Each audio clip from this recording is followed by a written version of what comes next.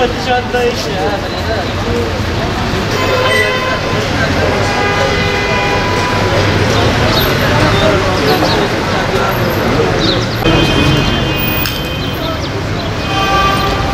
İçerinin dışına çıkar.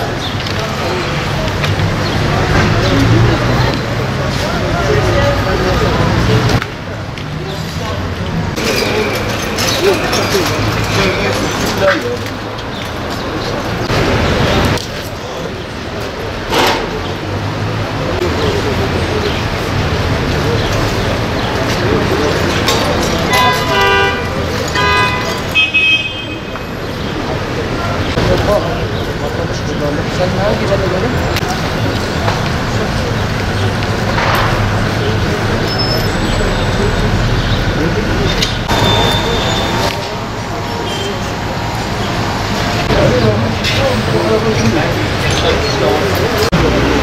Nasıl be ya?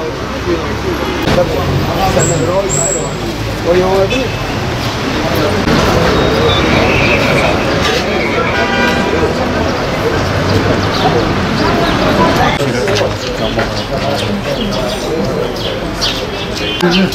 Biraz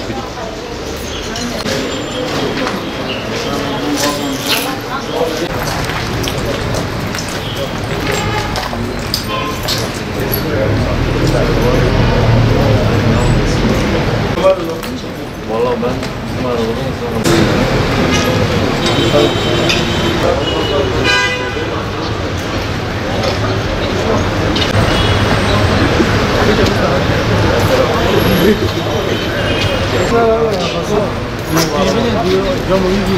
Bir tane orta. Bizim eve hemen arkası. Benim telefonum ama bir şey bizim.